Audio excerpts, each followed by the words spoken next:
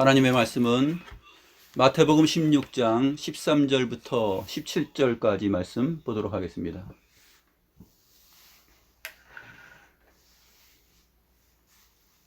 마태복음 16장 13절부터 17절까지 말씀입니다.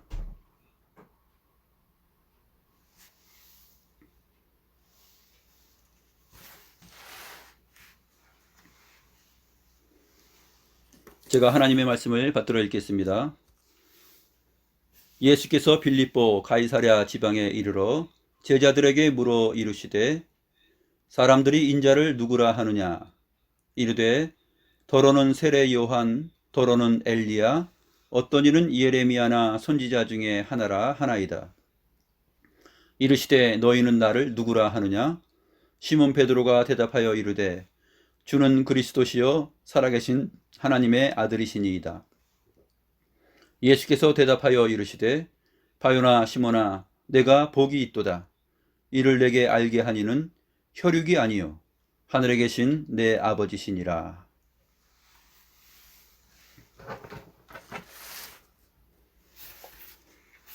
지난 2주 동안에 우리가 예수 그리스도의 나심, 예수 그리스도의 두 나심에 대하여서 살펴보았습니다. 성탄절 기간을 생각하면서 우리가 그리스도의 나심에 대하여서 살펴보았는데, 이 사실이 우리에게 중요한 것은 우리가 믿고 의지하고 소망하는 분이 바로 예수 그리스도이기 때문에 그렇습니다. 예수 그리스도를 아는 참된 지식과 믿음이 갖추어질 때 그것이 우리로 하여금 그리스도인의 합당한 예배의 내용으로 나아갈 수 있는 길을 열어주기 때문에 그렇습니다. 우리가 예수님을 믿고 따르고 주를 의지하는 것은 막연하게 의지하는 것이 아니라 하나님의 말씀에 기록된 대로 하나님을 알아가는 일입니다. 우리가 하나님을 알되 우리 자신들의 생각과 상상과 또 세상이 말하는 합리적인 내용 안에서 또 과학적 노력 안에서 알아가는 것이 아니라 하나님께서 친히 선지자들과 사도들을 통하여 말씀하시고 기록하시고 계시하신 이 성경 말씀을 따라서 우리가 알아가야 하는 것이죠. 그래서 지난 2주 동안 우리가 그리스도의 두 나심, 영원한 나심과 역사적 나심에 대하여서 살펴보았던 것입니다. 그래서 오늘 본문은 우리들의 신앙 고백인 주는 그리스도시요 살아계신 하나님의 아들이십니다라는 이 고백이 구체적으로 무엇을 말하는지 알아보려고 합니다. 예수님의 인격과 그 사역에 대하여서 알아보고자 하는 것입니다. 예수님의 인격에 대하여서는 지난 2주 동안 우리가 살펴보았습니다. 참 하나님이시요 참 사람으로 나신 예수 그리스도에 대하여서 우리가 잠시나마 살펴보았던 것입니다. 그 내용 가운데 지난주에 우리는 역사적 나심인 성육신에 대하여서 살펴보면서 마태복음 1장 21절에 그가 자기 백성을 그들의 죄에서 구원할 자이시다 라는 내용을 보았습니다. 그리고 그것이 하나님이 우리와 함께 하신다는 임마누엘의 이름으로 왔다는 것도 살펴보았습니다. 그렇다면 그가 자기 백성을 그들의 죄에서 구원할 자로 오셨다는 것을 예수님께서 참 사람이요 참 하나님으로서의 그 인격을 가지고 어떻게 그 1세기 역사 속에서 3년이면 3년, 3년 반이면 3년 반 그 기간 동안 펼치셨을까요? 그것을 오늘 우리가 주목해 보려고 하는 것입니다. 예수님의 인격과 사역은 하나로 연결됩니다. 예수님의 인격은 두 본성 1인격입니다. 두 본성이면서 하나의 인격으로 형성되어 있죠. 두 본성이라 함은 신적 본성과 인간적 본성 두 가지를 예수 그리스도의 인격이라 그럽니다. 그런데 이 두 본성이 두 인격이 아니라 하나입니다. 신비하게 연합되어 있어서 하나로 되어 있습니다. 그리스도의 나심 안에서 우리가 예수 그리스도의 이 신비한 두 본성을 알았습니다. 그렇다면 이 두 본성을 가지신 예수 그리스도께서 어떻게 자신의 사역도 그것에 준하게 하셨는지 우리가 생각해 보아야 되는데, 그 내용이 사복음서 안에 기록되어 있는 모든 가르침의 내용들과 또 모든 행동하시는 그 방식으로 나타납니다. 그것이 사복음서의 기록들이죠. 그리고 사도들의 기록은 그것을 다시 성령을 따라서 증거해 내는 것입니다. 그리고 그 주님께서 마지막 날에 다시 오신다는 것이 신약 성경의 가르침의 끝입니다. 그래서 오늘 예수님께서 자신의 그 사역을 하심에 있어서 특별히 어떤 부분을 가지고서 사역을 하셨는지 알아보도록 하겠습니다.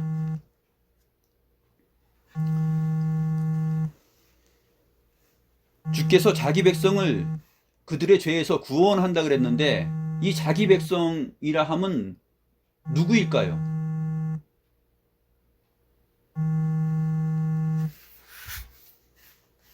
이 자기 백성은 또 어느 시대에 속한 사람들일까요? 이 자기 백성은 모든 인류, 세상 사람들 전체를 말하지 않습니다. 자기 백성이라 함은 하나님께서 창세 전에 그리스도 예수 안에서 예정하시고 선택하신 그 사람들을 가리켜 자기 백성이라 이렇게 말하는 것입니다. 바리새인들과 율법사들, 그리고 그들의 가르침을 따랐던 많은 유대인들이 예수님을 보고 만나고 그 말씀을 들었지만, 사실 그들은 진정한 의미에서 자기 백성의 자리에서는 떨어져 있는 사람들이죠. 그들은 유대인들이었지만 하나님을 믿지 않고 하나님의 아들을 믿지 않는 사람들이었습니다.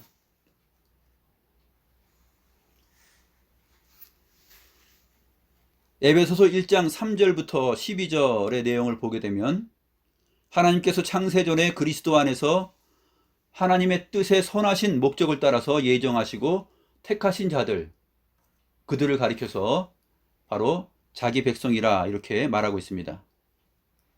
그러므로 아담 이후로 주님 다시 오실 때까지의 그리스도 안에서 예정된 사람들, 선택함을 받은 사람들이 곧 자기 백성입니다.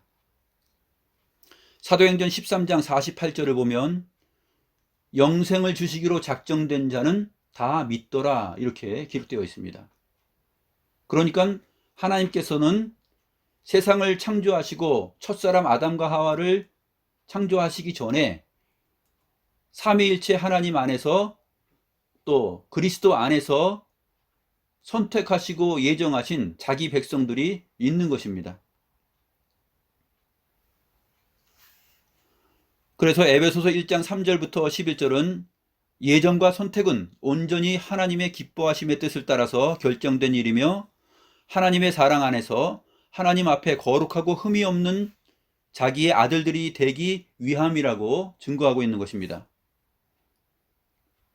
이것을 사도는 그리스도 안에서 하늘에 속한 모든 신령한 복이라고 말하였습니다.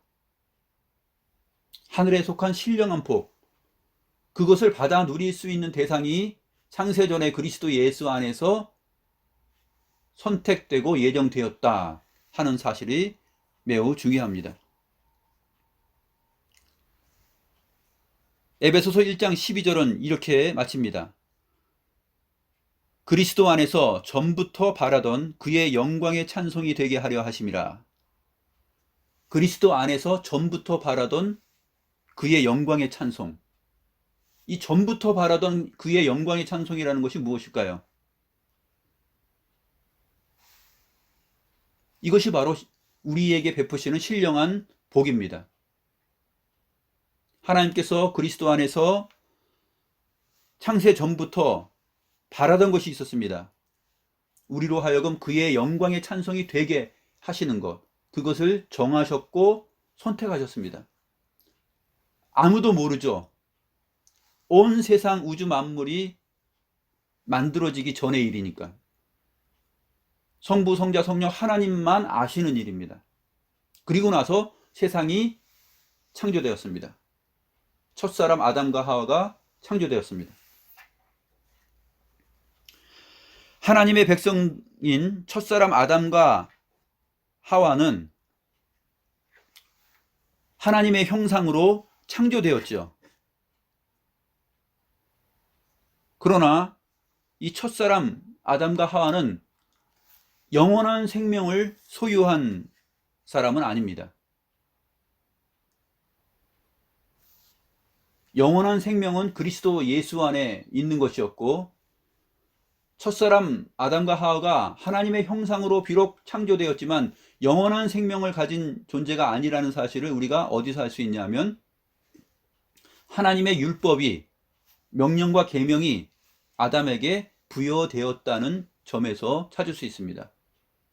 그리고 그 말씀과 명령으로부터 아담과 하와가 타락한 점, 거기에서 우리는 알게 되는 것입니다. 선과 악의 지식의 열매를 너희가 먹지 말라. 이것을 따먹는 날에는 반드시 죽을 것이라 그랬습니다.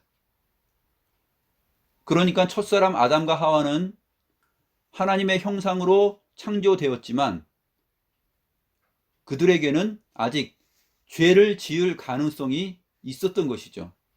또 하나님의 계명이 있었던 것입니다. 결국 마귀인 뱀의 유혹을 받아서 그것을 따먹게 됩니다.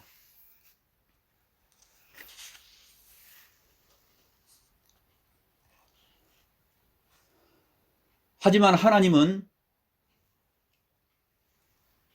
자기 백성들의 그 죄를 그대로 끌고 가서 반드시 영원한 사망에 이르게 하는 그러한 허무한 일로 마치도록 마음 먹지 않았습니다.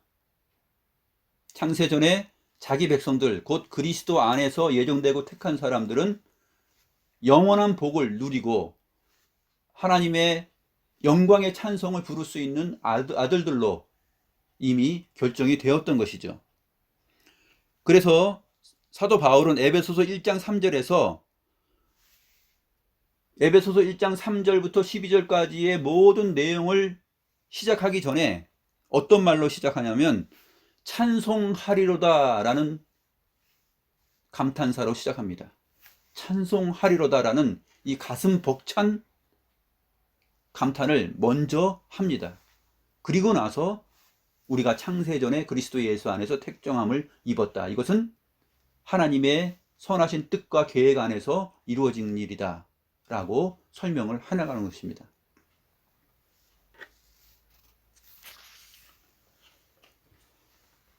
첫사람 아담이 하나님의 형상으로 창조되었지만 고린도후서 4장 4절을 보게 되면 진정한 하나님의 형상은 창조함을 받지 않고 영원히 아버지로부터 나신 그리스도다라고 말하고 있습니다. 그리스도가 하나님의 형상이시다라고 고린도후서 4장 4절에서 말하고 있습니다.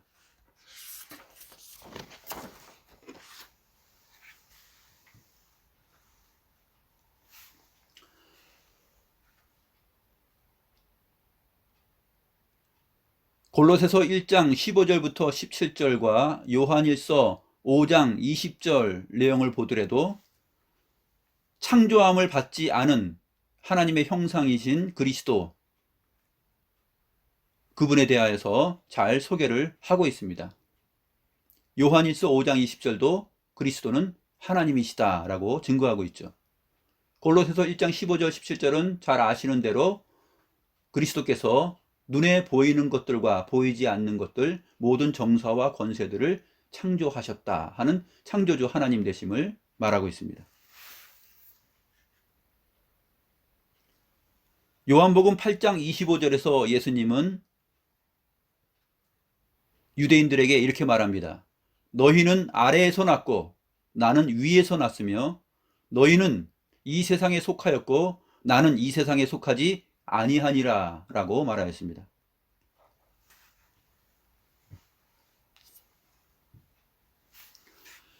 요한일서 1장 1절부터 2절 그리고 5장 20절 요한복음 1장 1절부터 4절의 내용을 보게 되면 영원한 생명인 영생은 오직 태초부터 계신 말씀이신 하나님의 아들 안에 있었다라는 것을 증명합니다. 태초에 말씀이 계시니라. 또 이 영생의 말씀은 태초부터 있었다라는 증거를 합니다.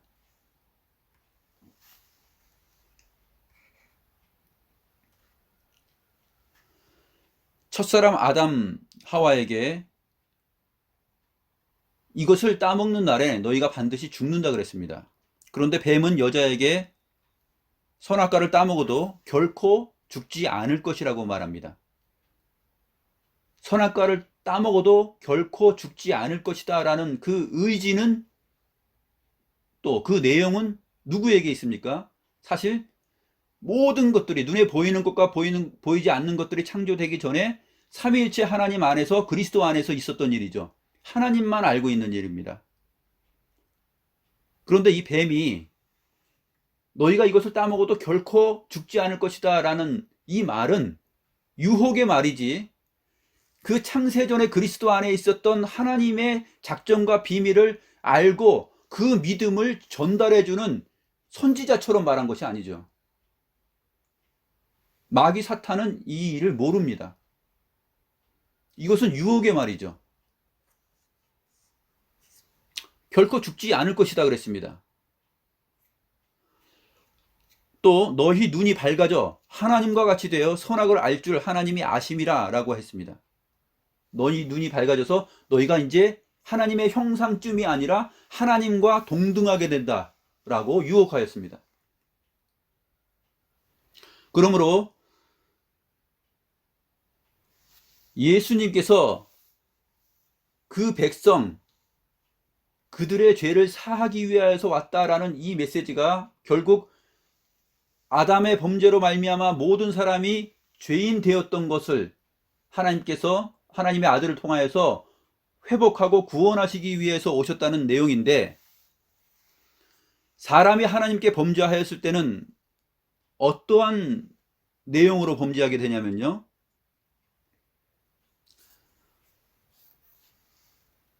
땅에 속한 사람이 내가 하나님과 같이 될 수 있다라는 마음으로 교만하여져서 그 교만이 마음속에 가득 차서 타락하고 죄를 짓게 됩니다.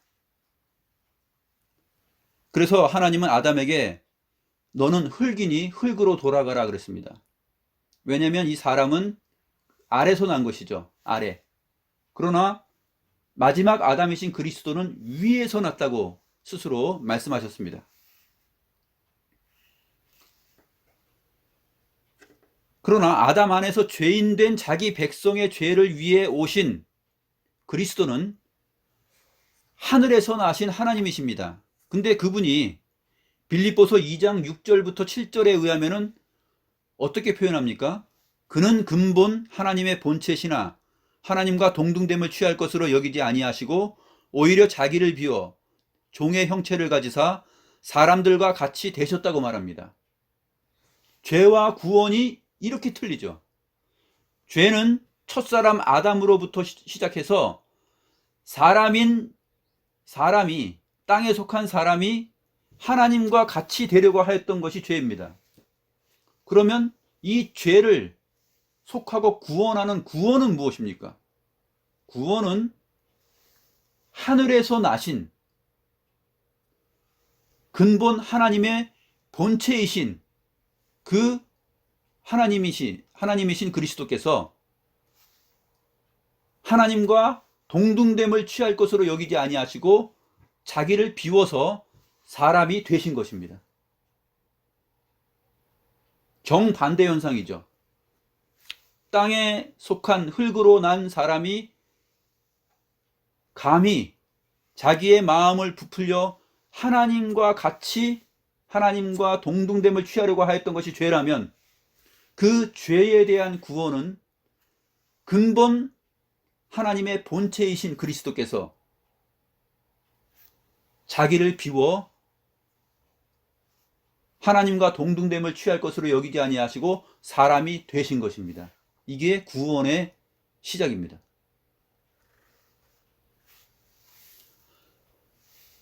우리가 바로 영원히 나시고 역사적으로 나신 주님을 알고 예배하고 그 주님을 믿는 신앙인으로서 살아가는데 바로 이 지식을 가지고 이 믿음을 가지고 살아가는 것입니다.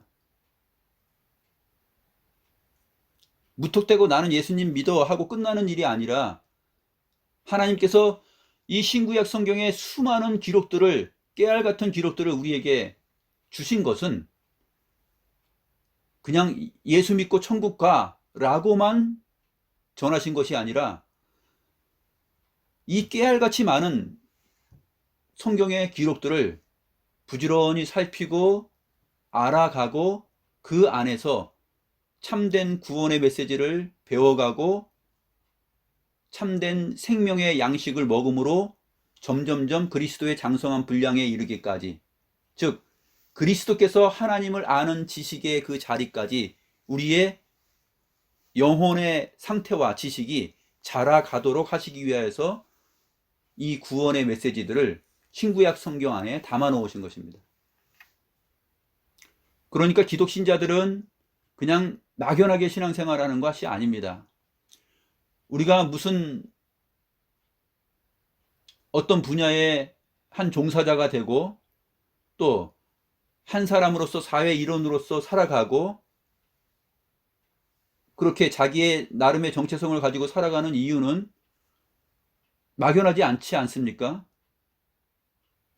자기의 그 정체성, 자기의 직업, 자기가 하고 싶은 일, 그것을 더 깊이 알고 더 분명히 알고 선명하게 인식하는 일을 위하여서 끊임없이 노력하는 마음을 가집니다. 신앙생활이라는 것도 바로 그렇습니다. 신앙생활은 그냥 일주일에 한 번 예배하고 마치고 그냥 성경책 일주일에 한 번 폈다가 덮고 끝나는 것이 아니라 이것이 적어도 우리가 아는 바대로 영원한 생명의 문제이고 우리의 삶의 진정한 가치와 정체성, 그것을 말해주는 내용이라면 우리는 가볍게 생각할 수 없는 것이죠.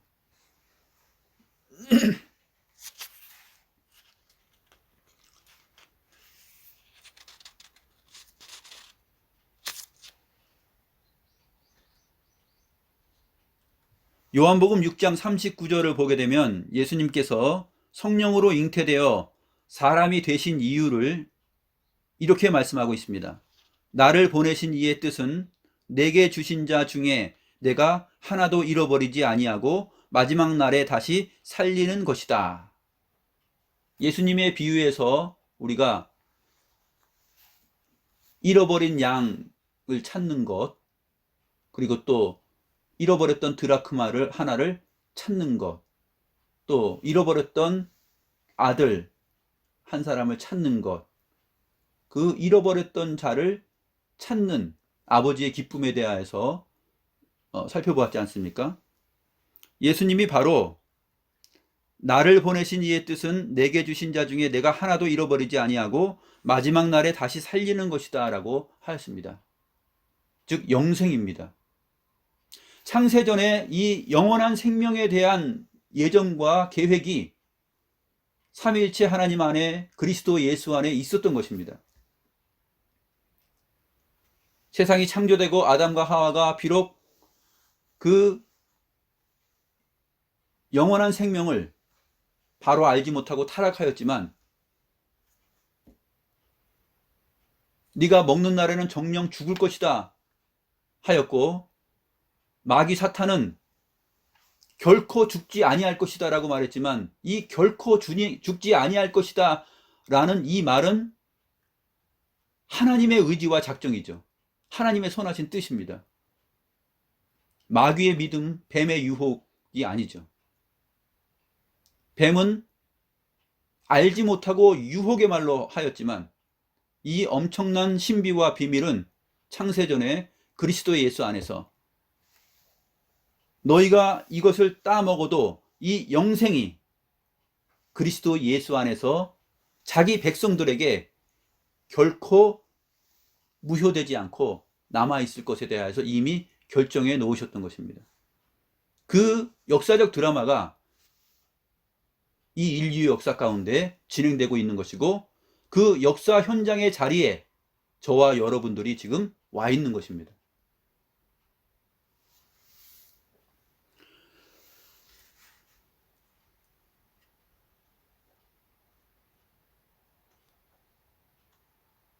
그래서 예수님께서는 위로부터 나지 아니하고는 하나님을 알 수 있는 자가 없다 그랬죠. 위로부터 나지 않고는 하나님을 알지 못한다라고 말했습니다. 요한복음 17장 9절에서 보면 내가 그들을 위하여 비옵나니 내가 비옵는 것은 세상을 위함이 아니요 내게 주신 자들을 위함이니이다 라고 하였습니다. 내게 주신 자들, 언제 주신 자들입니까? 2000년 전에 왔을 때 그때 딱 주셨나요? 그게 아니고 창세 전에 그리스도 안에 주신 자들입니다.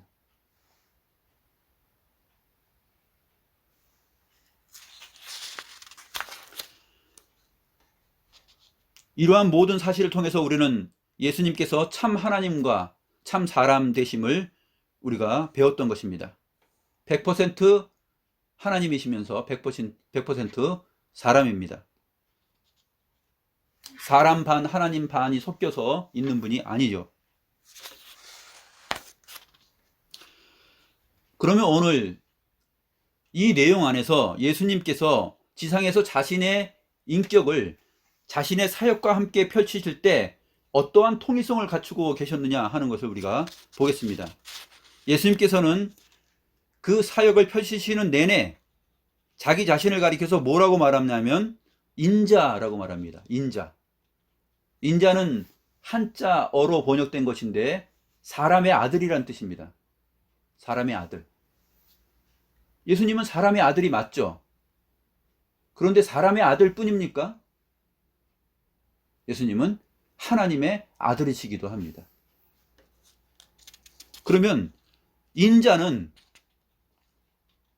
사람의 아들만 말하는 것일까요? 하나님의 아들까지 포함한 말일까요? 그것을 우리가 오늘 베드로의 답을 통해서 이미 답을 얻었고 또 사복음서에 나타나 있는 인자라는 말을 쓸 때 어떻게 쓰시는지 그것을 보면서 우리가 알게 되는 것입니다.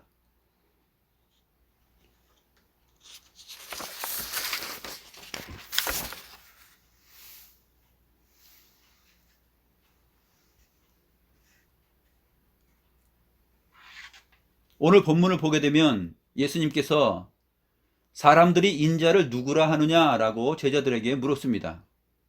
그러니까 더러는 요한, 더러는 엘리야, 어떤 이는 예레미야나 선지자 중에 하나입니다. 하나라고 말합니다. 라고 대답했습니다.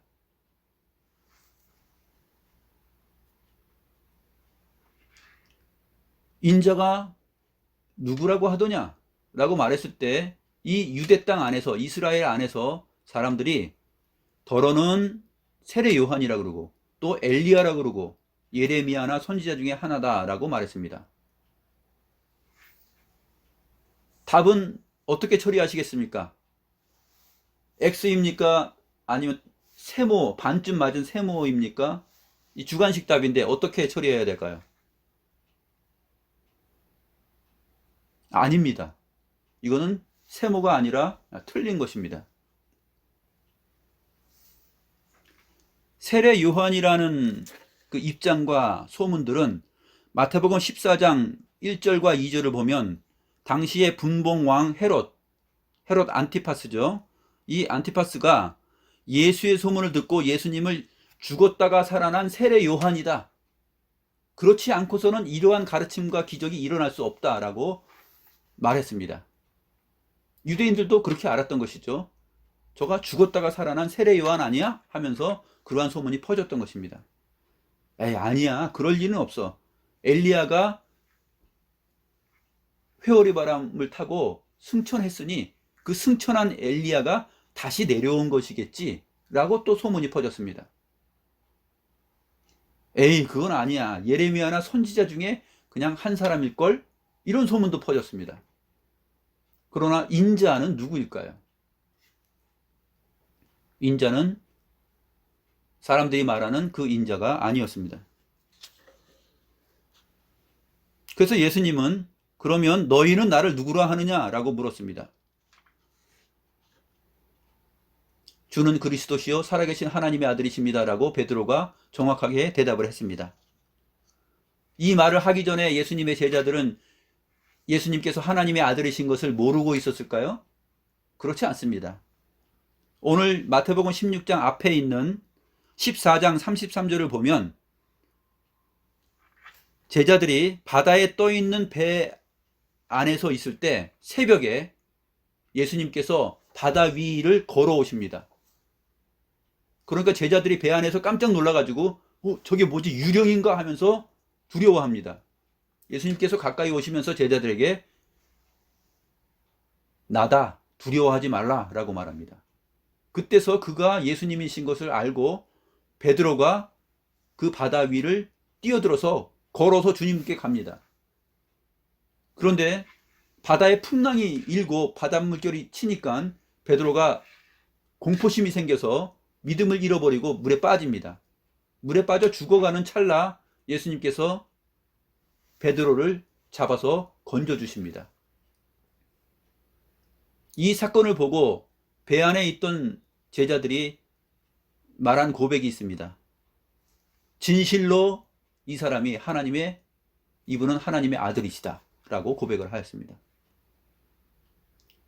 그 다음에 오늘 마태복음 16장에서 예수님께서 너희는 나를 누구라고 믿느냐 라고 말했던 것이죠. 너희는 나를 이라고 했을 때 인자를 누구라고 생각하느냐라는 질문입니다. 그때 베드로는 14장의 베드로입니다. 물에 빠졌다가 건짐을 받고 진실로 하나님의 아들이시다라고 느꼈던 그 베드로죠. 주는 그리스도시요 살아계신 하나님의 아들이십니다 라고 말을 합니다.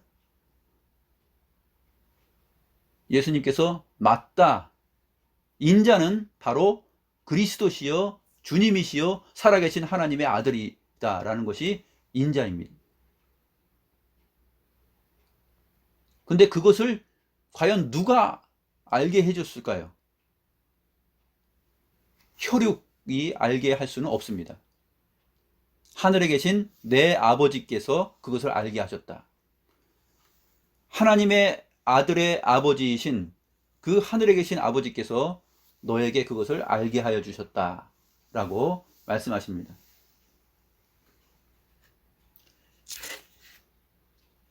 사람의 지식과 능력으로는 알 수 없는 내용입니다.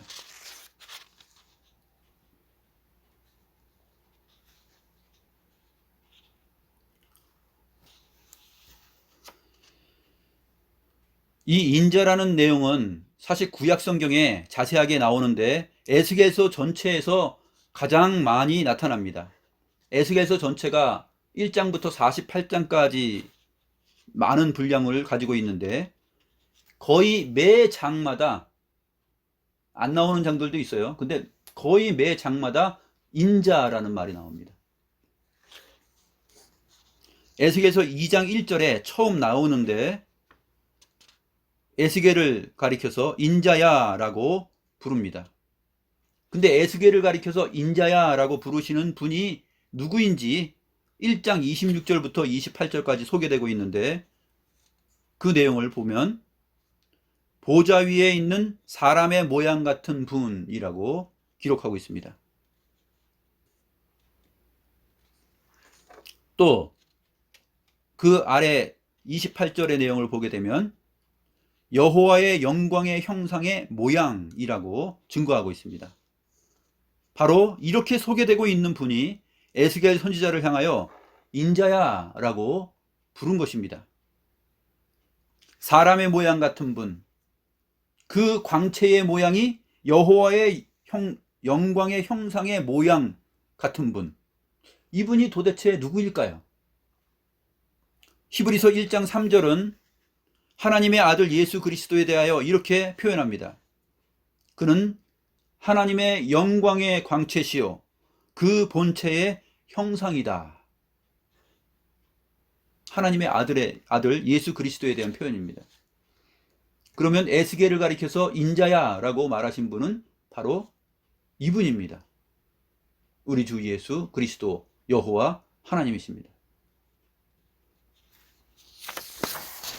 그리스도께서 여호와 하나님이라는 증거는 선지서와 시편에 나타나 있고 그 말씀들을 인용한 신약 성경의 증거들을 보면 알 수 있습니다.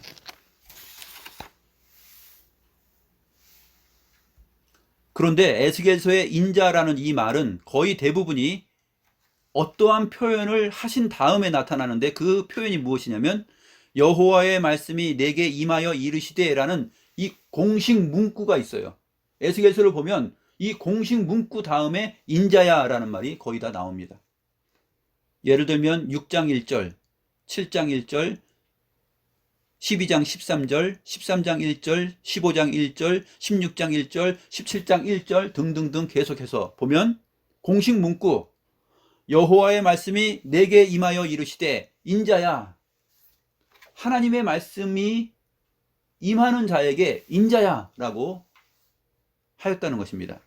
그러니까 하나님의 말씀이 임하는 자와 하나님의 말씀을 주는 자가 긴밀하게 서로 연결되어 있는 이 상황이 사실은 인자입니다. 인자야라고 부르시는 분이 누구입니까? 사람의 모양 같은 분이라고 구약 성경에 이미 소개를 하고 있습니다. 하나님의 영광의 광채십니다. 히브리서 1장 3절에서 그 아들 예수 그리스도를 그렇게 소개하고 해석을 하였던 것이죠.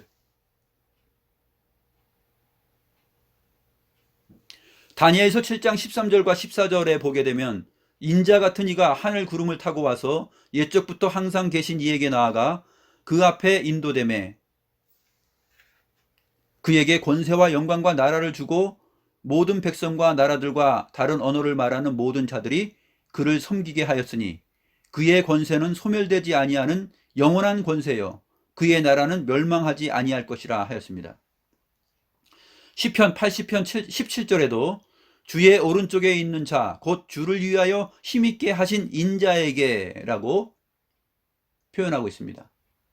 주의 오른쪽에 계신 분, 우리가 시편 110편에서 살펴봤죠. 주의 오른쪽 우편에 계신 분 누구입니까? 그를 인자라고 부르고 있는 것이죠.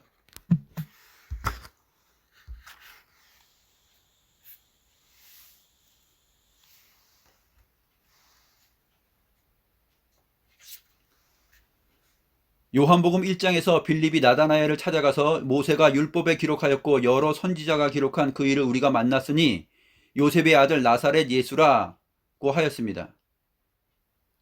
이 사실을 알게 된 나다나엘이 랍비여 당신은 하나님의 아들이시오 당신은 이스라엘의 임금이로소이다 라고 말하자 예수님은 하늘이 열리고 하나님의 사자들이 인자 위에 오르락내리락 하는 것을 보리라 이렇게 말씀하셨습니다.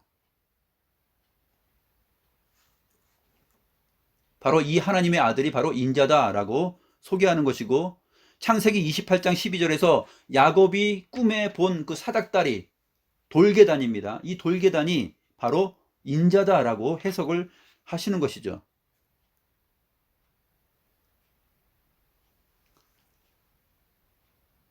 창세기 28장 13절에서는 그래서 또 본즉 여호와께서 그 위에 서서 이르시되 라고 되어 있습니다. 여호와께서 그 위에 서서 어디 위에? 그 돌계단 위에. 요한복음의 증거를 예수님의 증거를 보면 인자 위에 여호와께서 서서 말씀하셨다라는 말이 되는 것이죠.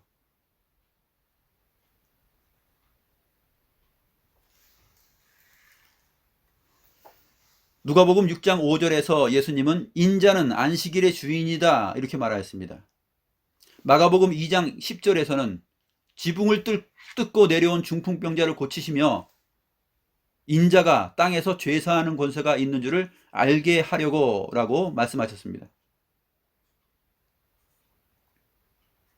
마가복음 10장 45절은 인자가 온 것은 섬김을 받으려 함이 아니라 도리어 섬기려 하고 자기 목숨을 많은 사람의 대속물로 주려 함이라고 하였습니다.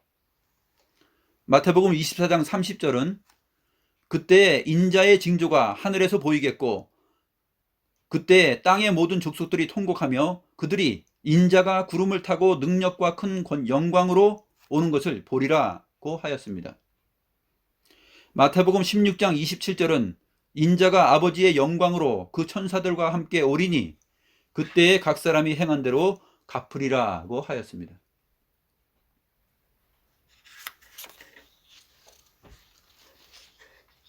이러한 사실로 봤을 때 그리스도는 바로 인자이십니다. 베드로가 고백한 것처럼 인자는 주님이시요 그리스도시요 살아계신 하나님의 아들이십니다. 두 인격 한 본성을 취하셔서 역사 가운데서 하나님과 동등됨을 취할 것으로 여기지 아니하시고 사람이 되셔서 하나님과 동등되려고 하였던 그 죄를 속하고 우리를 구원하신 바로 그 인자이십니다.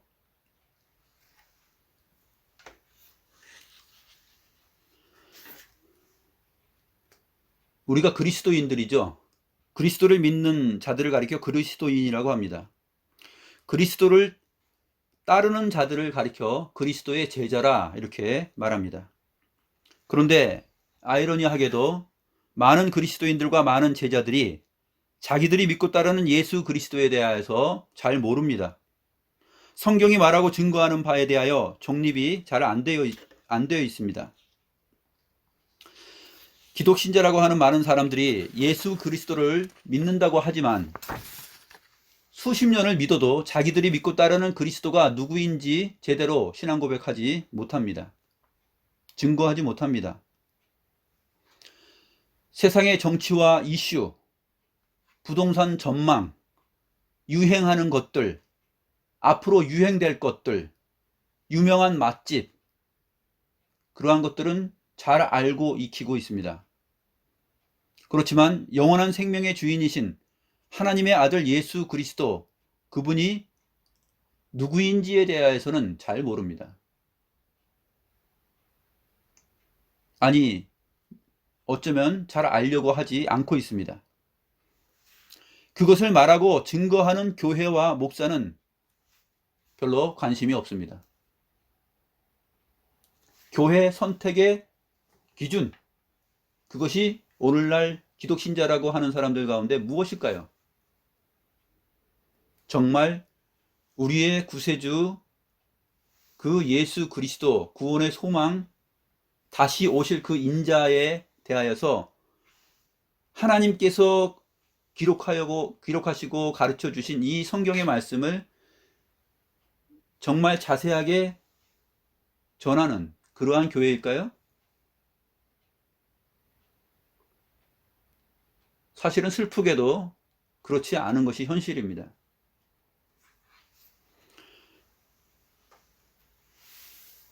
사람들은 썩을 육체를 위해서 무엇을 먹으면 어디가 좋고 또 어디에 좋다더라 하는 그 건강의약품과 음식들에 대해서는 관심도 많고 잘 압니다.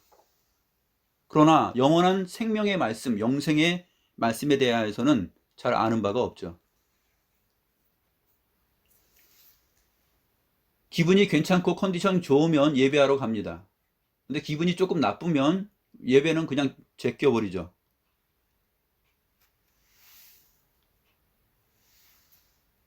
뭔가 그래도 찜찜하면 예배 또 다시 참석합니다. 근데 조금 기분이 안 좋으면 관심이 없어요. 이것이 사실 기독신자라고 하는 마음속에서 일어나는 양상들입니다. 조금 피곤하면 예배는 쉬어야 합니다. 그러나 많이 아파도 자기가 좋아하는 일, 돈 버는 일, 그것은 머리를 싸매고 해야 합니다. 죽더라도 그 일을 하다가 죽을 것이라는 각오로 합니다. 왜냐하면 나와 내 가족의 운명과 행복의 보장이 거기에 있다고 생각하고 믿기 때문에 그렇습니다. 그런데 우리는 이 예배와 하나님을 아는 지식에 관하여서는 이것이 나와 우리의 가족과 이 영원한 진리와 생명의 문제라고 그렇게 크게 생각하지는 않습니다.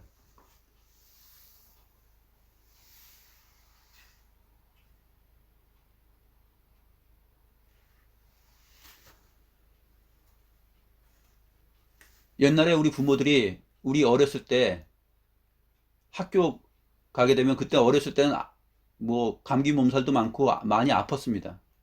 그래도 아파도 다 학교 가라 그랬어요. 어떻게 말하면서 학교 보냈습니까? 죽어도 학교 가서 죽어. 공부하다 죽으라 그랬습니다. 그래서 6년 개근, 또 중학교 3년 개근, 고등학교 3년 개근이 우리의 자랑이었습니다. 교회 신앙생활 예배에는 어떻습니까? 죽어도 말씀 안에서 죽어라고 가르치는 부모는 없을 것입니다. 예배하다가 죽어라고 가르치는 부모가 없을 것입니다. 조금 기분 안 좋아?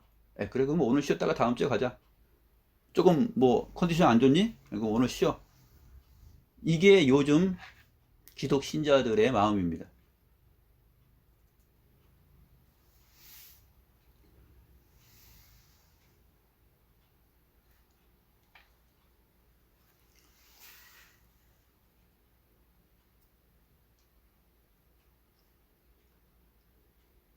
사실 시간을 내고 집중하지 않으면 아는 바가 없고 모든 부분에서 자기의 정체성을 확보하기가 힘듭니다.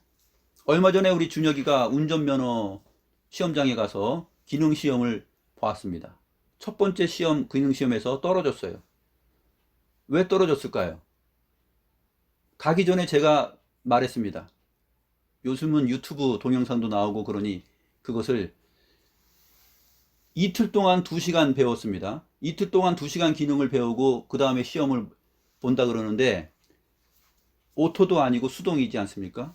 그래서 그거 갖고 부족할 수 있으니 처음 접하는 부분이니 유튜브 동영상이라도 보고 잘 익혀서 가서 해라. 그리고 연습을 해라. 그런데 말을 안 들었어요. 자기 할 수 있다고 생각한 거죠. 가서 시험 봤습니다. 떨어졌어요. 그 다음에 재신청을 했습니다. 돈이 16만 원 들었습니다. 그래서 재신청한 다음에 동영상을 보고 막 연습하면서 몸으로 뭐 시뮬레이션 하고 막 익히고 연습했습니다. 그리고 가서 봤는데 붙었어요.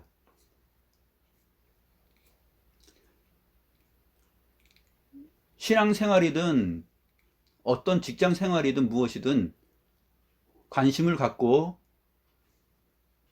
자기가 소중하게 여기는 일, 해야 될 일에 있어서 집중하고 노력하는 것이 중요합니다. 그런데 우리가 우리의 세상 일과 세상적 정체성을 위해서는 학원도 가고 또 기숙사라도 들어가게 하고 어디 뭐 유명한 학원이 있으면 그 기숙사 학원이면 돈과 여건만 되면 그냥 밀어붙여가지고 아이들 기숙사로 다 집어넣지 않습니까? 가서 거기서 죽더라도 거기서 죽고 배워라. 그래야 네가 실력이 크고 다음에 소망이 있지 않냐. 이렇게 말합니다. 바꿔 말해서 교회가 있습니다. 하나님의 말씀을 거기 가면 좋은 선생님이 있더라. 그 과목에 대해서 잘 전달해주는 분이 있더라. 그러니 너는 거기서 배워야지 잘 배울 수 있어. 대충 어영부영 시간 때우고 학생들하고 농담 따먹게 하고 그냥 즐겁게 하루 보내는 그런 학교 말고 아주 스파르타로 가르치는 학교, 그 학교 보내는 게 사실은 세상 부모이고 기독 신자들 아닙니까?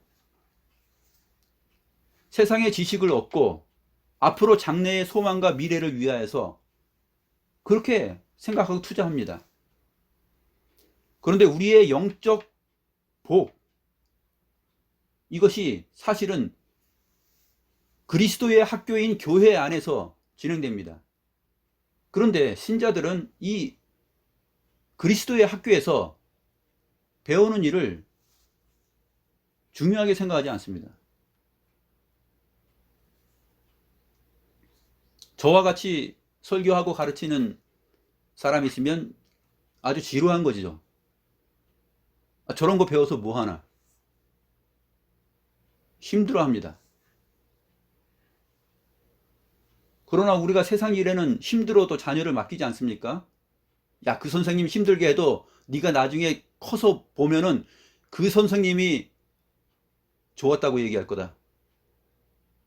우리도 어렸을 때 공부하라 그러고 제대로 가르치는 선생님들이 회초리 대고 그러면 그때는 싫었지만 나중에 그때 그 선생님이 참 좋았다. 우리에게 정말 참되거라 바르거라라고 가르쳐 주셨구나 하고 회상하지 않습니까?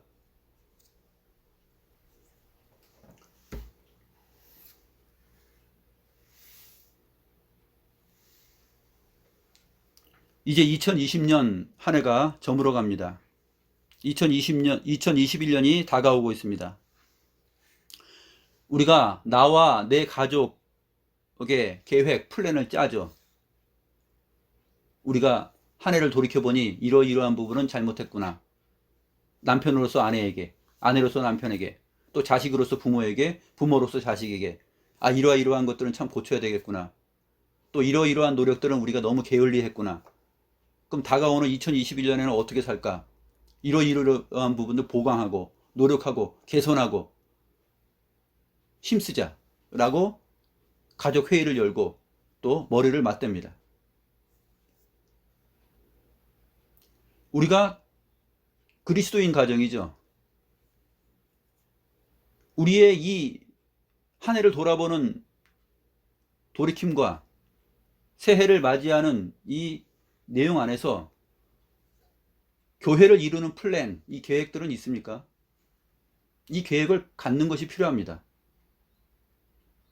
한 해를 돌이켜보니 우리가 신앙생활을 어떻게 하였는가? 나는 부모로서, 아버지로서, 엄마로서, 또 나는 자녀로서 어떻게 하였는가? 우리 이러이러한 점들은 개선해야 되는 거 아닌가? 이러이러한 점들은 보강하고 정말 살아계신 하나님 앞에서 예배하는 것이다. 하나님은 보이지 않지만 하나님은 항상 살아계신 하나님으로서 계신데 우리가 눈에 보이지 않는다고 너무 태만이한 것은 아닌가? 이러한 마음을 가지면서 한 해를 돌이켜보고 우리 자신을 생각해보고 2021년에 한 해의 계획을 세워야 됩니다.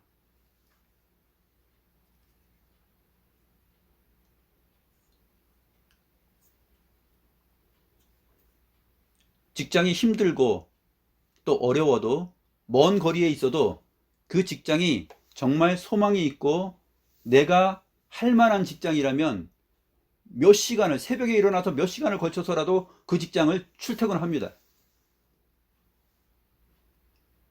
교회는 그 교회에 살아있는 하나님의 말씀이 있고 그 말씀의 강론이 있다면 그 가르침이 있다면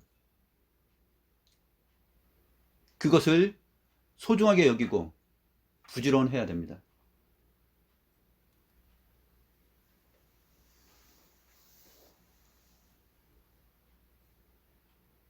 우리가 직장생활, 저도 직장생활을 해봤지만 직장이 소망이 있고 거기에서 내가 정말 잘 자라고 내 가족의 그런 어떤 행복도 거기에서 이루어 갈 것이다 라고 생각하면 어떡합니까? 시간이 모자라면 사실은 어떤 때는 미리 가서 양해를 구하고 추운 바닥에서도 자지 않습니까? 그 자리에 가서 그 직장 떨어지지 않으려고 거기서 잡니다. 자고 일 시작합니다. 저도 그랬으니까요. 좋은 직장 가면 그랬습니다. 내가 여기 참 좋은, 이 직장 좋구나. 사람들도 좋고.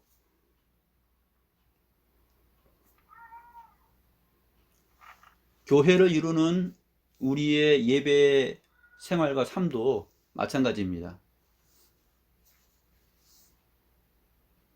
이제 우리의 신앙을 좀 점검하시고 돌이켜 보면서 이 저물어가는 2020년 한 장 남은 달력을 우리가 바라보면서 생각을 좀 해야 됩니다.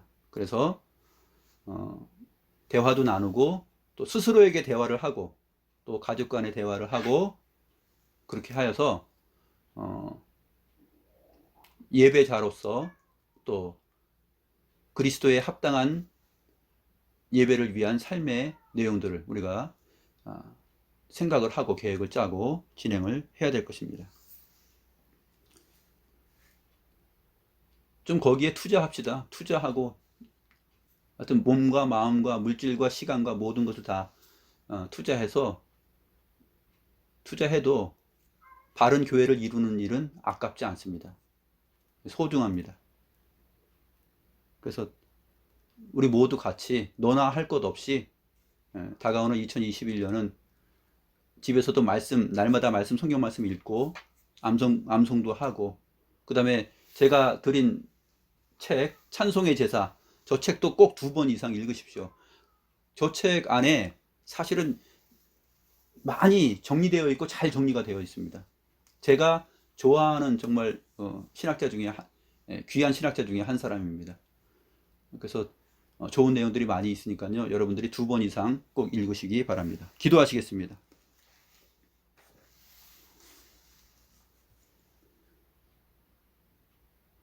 하나님 아버지,